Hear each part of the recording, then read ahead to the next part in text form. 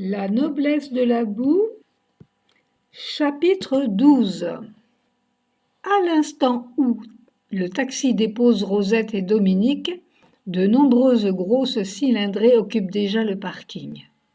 Le cimetière de Jaumerle, banlieue chic lyonnaise, est certainement le mieux coté de la région. Il pourrait même faire l'objet d'une distinction sur le guide du repos éternel.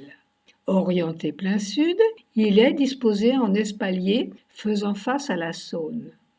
De loin, il rappelle à une autre échelle un village de vacances, où chaque sépulture pourrait être une maisonnette modeste ou plus riche, fleurie, ornée, personnalisée et dotée même d'une drôle d'antenne cruciforme. Les cyprès évoquent l'aspect évangélique et religieux du lieu. Ce village lilliputien, ce petit coin de paradis, est aujourd'hui envahi et plutôt bien fréquenté. Tout le gratin est présent. Certaines poitrines sont parées de médailles rutilantes, d'autres sont même croisées du ruban tricolore. Pour la circonstance, ces dames ont revêtu leurs plus beaux atouts en compétition ouverte, du bronzage aux chaussures en passant par la ligne et les lunettes de soleil noires et autres accessoires. C'est incontestablement l'endroit où il faut être vu ce matin. Rosette se soucie guère de son aspect. Elle est certes sur son 31, mais s'attendait bien à ce que les autres culminent sur des sommets inaccessibles. Elle ne rivalisera pas cette fois encore avec les tenues élégantes uniformes appréciées des riches. Cependant, elle ne céderait pas sa place pour un empire. Rosette surpasse tous ces gens-là. Contrairement à eux, elle est venue en spectatrice et ne compte pas rater une miette de la cérémonie. Se croyant probablement invisible, elle dévisage les personnes présentes avec insistance. Souhaite-t-elle les reconnaître ou être reconnue d'elles ? Dominique se sent banale et plutôt mal à l'aise. Elle se reproche maintenant d'avoir cédé à Rosette.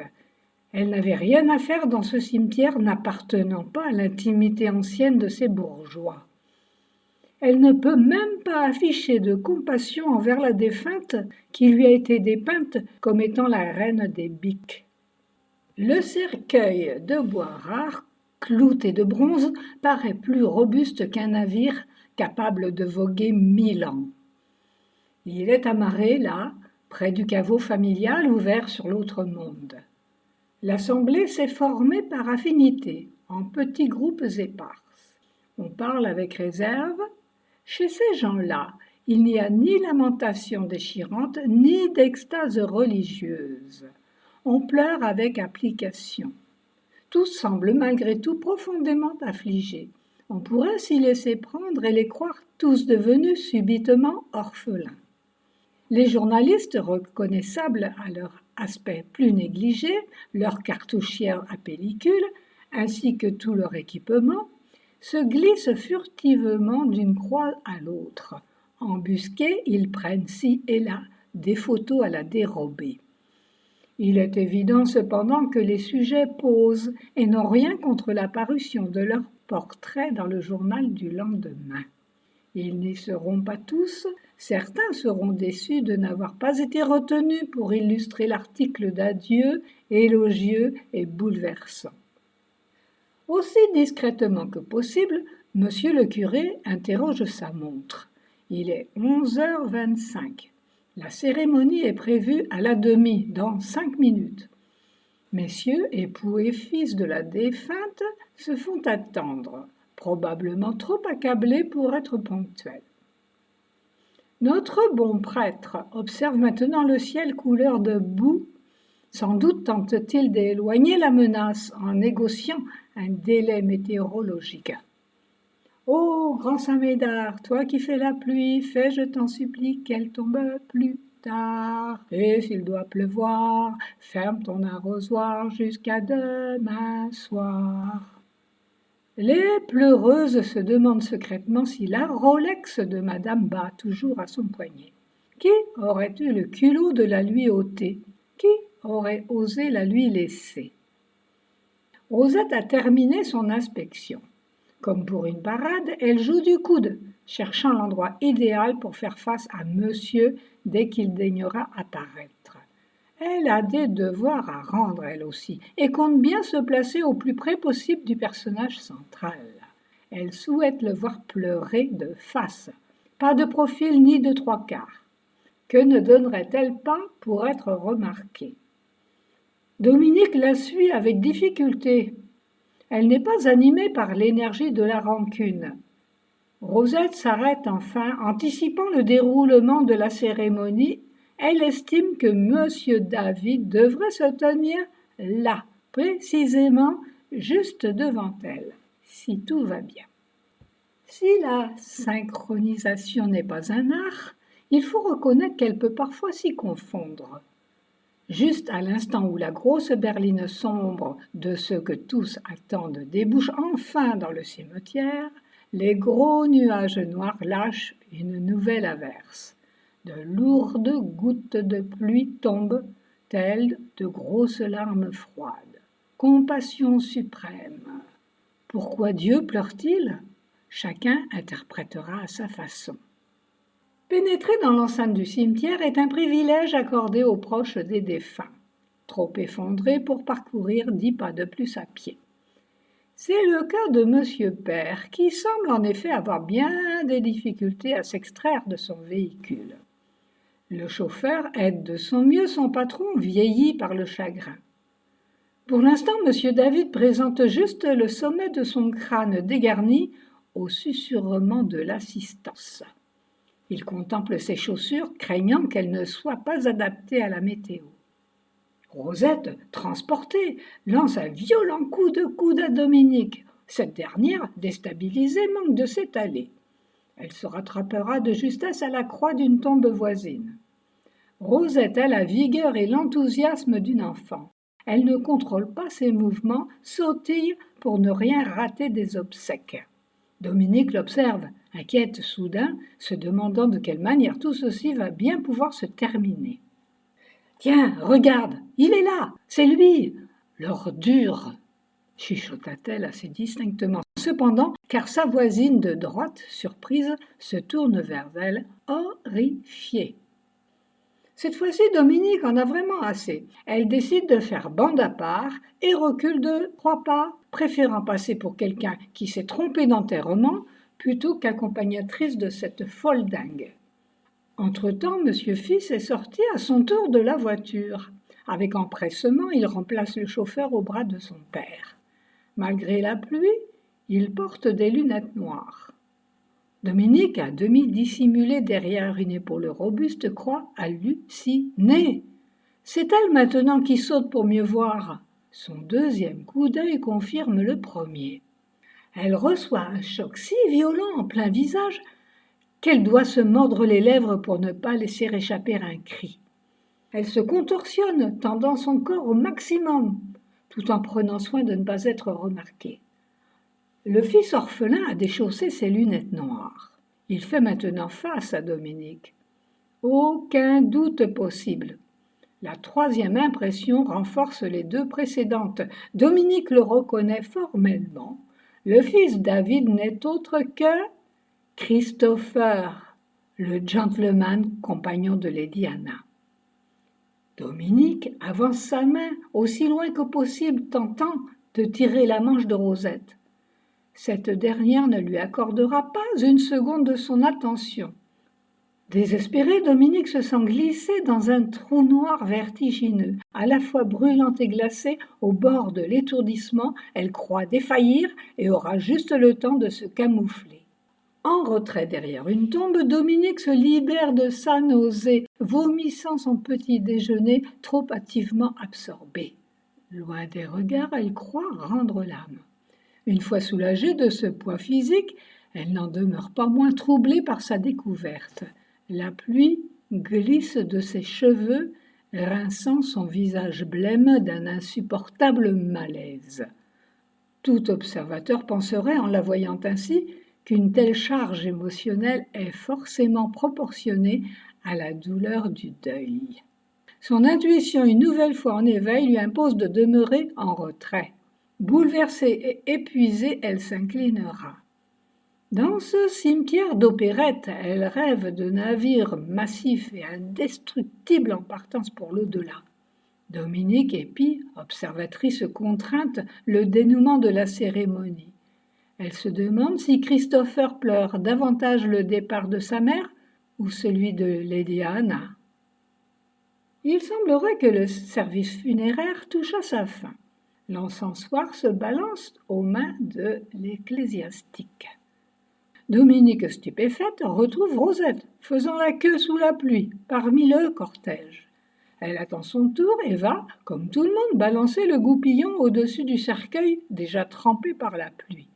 Qu'espère-t-elle ainsi penchée? Se rassurer? Voir le sang?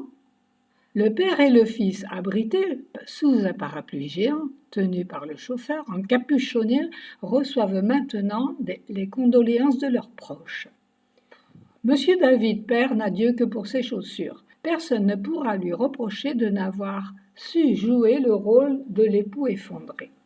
Rosette, qui décidément en veut pour son argent, va maintenant elle aussi se faire un devoir d'aller serrer la main des deux hommes endeuillés. Ils ne lui accorderont pas même un regard. Le comble, c'est qu'elle a perdu tout son entrain. Des larmes d'émotion plein les yeux, elle adopte maintenant la même mine déconfite que les autres faux culs. Elle a dû s'apercevoir de l'absence de Dominique, ayant de ce fait perdu son public et n'ayant plus personne à divertir, elle aura décidé de sauver les apparences. C'était bien la peine, se dit Dominique qui comprend de moins en moins l'attitude de Rosette. D'abord, cet accès de rancœur excessive, subitement remplacé par la résignation apparente qu'elle affiche à présent. Au grand soulagement de Dominique d'ailleurs, qui a craint un instant un véritable scandale. Après tout, s'il est là le bonheur de Rosette, s'il fallait qu'elle assiste à ses funérailles, autant que ce soit de cette manière, la tête baissée, l'air affligé, mais ne doutons pas qu'elle rayonne en dessous. La cérémonie religieuse se termine. Chacun fait ses adieux à sa façon à Madame David. Monsieur le curé aura le dernier mot. Ite missa est. Merci d'être venu. Le cercueil disparaît vite fait au fond du caveau familial. Une nouvelle ondée d'une violence de déluge crève et s'abat maintenant sur cette belle société endeuillée. Dominique observe tout son sou le fils David, alias Christopher, alors qu'il aide son père à réintégrer sa voiture avant de s'y engouffrer à son tour. Vous ne lui retirerez pas de la tête qu'il existe bel et bien une ressemblance avec Joël. Un petit quelque chose dans le haut du visage et dans son maintien qu'il lui serait difficile de décrire et confirme l'impression qu'elle a eue en dévisageant Joël à son arrivée samedi au Toupin. C'est hallucinant.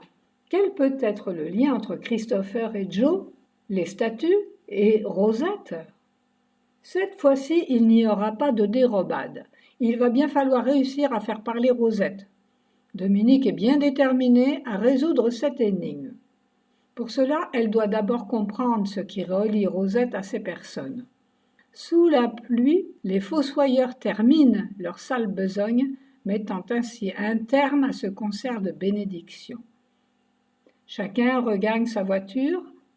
En moins d'un quart d'heure, le cimetière s'est vidé de tous ses visiteurs, ou presque. Dans les allées aux marches de rondins, la pluie rigole aussi. Rosette en aura pleinement profité. Elle sera la dernière à accompagner la dépouille de Madame David, sans doute pour s'assurer qu'elle ne sortira plus jamais de ce caveau. Son sac à main sur la tête en guise de protection, elle cherche Dominique du regard et la découvre tout au fond du cimetière, trempée et grelottante. Comme pour s'excuser de cette attente, elle court à sa rencontre. Rosette semble satisfaite, ce qui est déjà appréciable. Elles ne seront pas venues prendre la pluie pour rien. « Ah, tu es là, petite !» Rosette serre dans ses bras la petite Dominique désarticulée. Elle la secoue et la fait danser. C'est sa façon à elle d'extérioriser et de partager sa joie. Secrètement, Dominique aurait voulu que cette étreinte dure encore. Elle n'a jamais reçu dans ses souvenirs une accolade aussi chaleureuse. Grâce à Rosette, elle découvre le contact souple, chaud et accueillant de la poitrine généreuse d'une maman. « Tu as vu la tête qu'il faisait ? C'est bien fait pour lui. » Dominique ne prête pas attention à cette nouvelle crânerie. Elle se sent nerveuse et craint d'avoir attrapé froid, à moins que ce ne soit le choc émotionnel subi qui l'aura chamboulée. La pluie cesse de tomber, il semblerait même que le soleil ait envie de réapparaître. Toutes deux s'accordent à s'offrir un petit remontant au café du centre, juste en face du cimetière. Certainement pas l'endroit où elles rencontreront la communauté des aristos qui sont allés ailleurs sécher leurs larmes. Il faudra bien aussi appeler un taxi. La journée est loin d'être terminée. Rosette s'étonne de l'attitude de Dominique, pâle comme la mort. N'a-t-elle jamais assisté à un enterrement ? Ce n'est pas cela, Rosette, répond la jeune fille, sans même la regarder. Elle s'amuse à faire tourner entre ses doigts son verre de brandy qui vient tout juste de lui être servi. Elle observe les larmes d'alcool couler lentement sur les parois, témoignant de la qualité du breuvage. « Alors tu as attrapé froid, rien d'étonnant avec ce temps de chien. Finis vite ton verre, tu te sécheras à la maison. » « Ce n'est pas ça non plus, Rosette. S'il vous plaît, dites-moi ce qui vous lie à ces gens. » Cette fois, Dominique a relevé gravement son visage. Elle fixe intensément Rosette afin d'affirmer sa résolution à obtenir une réponse. Rosette n'a rien compris. Elle pense que la question a été posée par curiosité. Reculant sur sa chaise pour se donner de l'importance, elle semble visiblement flattée de l'intérêt que l'on porte à sa vie, à sa personne. Elle se taira un moment pour le plaisir de faire attendre ou pour digérer, ravie, ce pur instant de bien-être. Puis, elle fait signe que non, elle ne dira rien. Ce n'est pas si simple. Personne ne pourra l'obliger à raconter. Il s'agit d'un secret, son secret. C'est grave, Rosette. Je ne sais pas dans quelle proportion, mais je sens que notre affaire nous dépasse.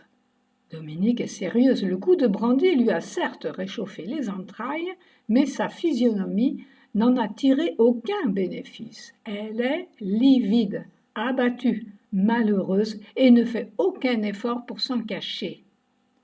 Rosette comprend tout juste que leur affaire commune concerne également Joël et les 7 années statues de terre cuite qu'il faudra réceptionner. Chaque chose en son temps. Il n'y a pas de quoi faire la tête. Rosette, le fils David n'est autre que Christopher Davidson. Vous vous souvenez, le compagnon de Lady Anna dont je vous ai parlé hier soir. C'est lui. Je suis formelle. Non. Si. Il faut tout me raconter maintenant. Je dois savoir. Nous devons sortir Joël de sa prison. Il faut comprendre. Nous aurons peut-être besoin d'aide. Rosette accuse l'effet de l'information comme un coup de canne derrière les oreilles. Elle avale son verre de brandy cul sec. Ses pensées rejoignent celles de Dominique. Le grand silence qui s'ensuit ne répondra pas à leurs interrogations. Rentrons à la maison, petite. Durant le trajet, de pénibles souvenirs hantent l'esprit de Rosette. Le taxi qui les ramène respecte leur mine d'enterrement qu'ils jugent adaptée à leur tenue et au lieu de prise en charge.